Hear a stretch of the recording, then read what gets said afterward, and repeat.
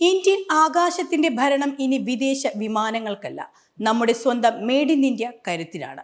ലോകരാജ്യങ്ങളെ അമ്പരപ്പിച്ചുകൊണ്ട് Hindustan aeronautic limited ആയ HAL കുതിക്കുന്നത് 2.22 ലക്ഷം കോടി രൂപയുടെ പടുകൂറ്റൻ ഓർഡറുകളിലേക്കാണ്. ശത്രുക്കളുടെ ഉറക്കം കെടുത്തുന്ന തേജസ് മാർക്ക് 1നെയും സിയാച്ചിനിലെ മഞ്ഞുമലകളിൽ പോലും വട്ടമിട്ട് പറക്കുന്ന പ്രജൻ ഹെലികോപ്റ്ററുകളും ഇനി ഇന്ത്യൻ സൈന്യത്തിന്റെ നട്ടെല്ലായി മാറും. 2034 വരെ നീളുന്ന ഭാരതത്തിന്റെ ഈ ആകാശ വിപ്ലവം എങ്ങനെയാണ് നമ്മുടെ പ്രതിരോധ ചരിത്രം തിരുത്തി കുറിക്കാൻ പോകുന്നത്? നമുക്ക് നോക്കാം. ഈ പദ്ധതിയുടെ നട്ടെൽ എന്ന് പറയുന്നത് തേജസ് മാർക്ക് 1A ആണ്. ഇന്ത്യ തദ്ദേശീയമായി നിർമ്മിച്ച ഈ 4.5 ജനറേഷൻ യുദ്ധവിമാനത്തിന് ആകെ 180 ഓർഡറുകളാണ് ലഭിച്ചിരിക്കുന്നത്.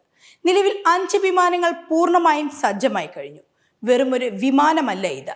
ശത്രുവിന്റെ റഡാറുകളെ വെട്ടിക്കാനുള്ള സാങ്കേതിക വിദ്യ, ആധുനിക ഇലക്ട്രോണിക് വാർഫെയർ സ്യൂട്ട് എന്നിവ ഇതിലുണ്ട്.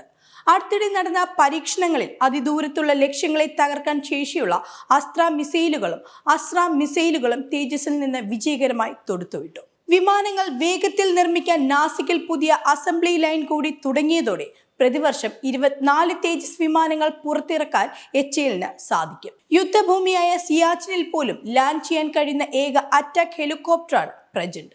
ഇതിനകം 15 ഹെലികോപ്റ്ററുകൾ സേനയ്ക്ക് നൽകിക്കഴിഞ്ഞു. ഇതിന്റെ മികച്ച പ്രകടനം കണ്ട് ആവേശഭരിതരായ ഇന്ത്യൻ സൈന്യം 156 പ്രജൻ ഹെലികോപ്റ്ററുകൾക്കാണ് ഇപ്പോൾ ഓർഡർ നൽകിയിരിക്കുന്നത്. ഇതിനൊപ്പം തന്നെ വിവിധ ആവശ്യങ്ങൾക്കായി ഉപയോഗിക്കുന്ന 34 ധ്രുവ് ഹെലികോപ്റ്ററുകളുടെ നിർമ്മാണവും പുരോഗമിക്കുന്നു. 72 ഹെലികോപ്റ്ററുകൾ നേരത്തെ തന്നെ സേനയുടെ ഭാഗമായി മാറിയിട്ടുണ്ട്. ഇന്ത്യൻ വ്യോമസേനയുടെ ഏറ്റവും വിശ്വസ്തനായ പോരാളി സുഖോയ് 30 MKA ആണ്. 2019 ഇതിന്റെ നിർമ്മാണം നിർത്തിവെച്ചിരുന്നെങ്കിലും ഇപ്പോൾ 12 പുതിയ വിമാനങ്ങൾക്കായി 13,500 കോടി രൂപയുടെ കരാർ ഒപ്പിട്ടിരിക്കുകയാണ്. ഏറ്റവും ശ്രദ്ധേയമായ കാര്യം, ഈ വിമാനങ്ങളുടെ 62% ഭാഗങ്ങളും ഇന്ത്യയിൽ തന്നെ നിർമ്മിച്ചവയായിരിക്കും എന്നതാണ്. ഇതിനാവശ്യമായ 240 കരുത്തുറ്റ എഞ്ചിനുകളും HAL തന്നെയാണ് നിർമ്മിച്ചു നൽകുന്നത്. ഇതിലൂടെ വിദേശ രാജ്യങ്ങളോടുള്ള നമ്മുടെ ആശ്രിതത്വം പടിപടിയായി കുറയുകയാണ്. നമ്മുടെ യുവ പൈലറ്റുമാരെ പരിശീലിപ്പിക്കാനായി 70ഓളം HTT-40 വിമാനങ്ങൾ HAL നിർമ്മിക്കുന്നുണ്ട്. ഇതിൽ ആദ്യത്തെ 3 റെഡിയായി കഴിഞ്ഞു. കൂടാതെ തീരസംരക്ഷണത്തിനും നിരീക്ഷണത്തിനുമായി ഉപയോഗിക്കുന്ന ഡോർണിയർ വിമാനങ്ങളുടെ ആധുനികവൽക്കരണവും ഈ വമ്പൻ പദ്ധതിയുടെ ഭാഗമാണ്. 2034 വരെ നീളുന്ന ഈ പ്രോജക്റ്റുകൾ പൂർത്തിയാകുമ്പോൾ ലക്ഷക്കണക്കിന് തൊഴിലവസരങ്ങളാണ് സൃഷ്ടിക്കപ്പെടുക.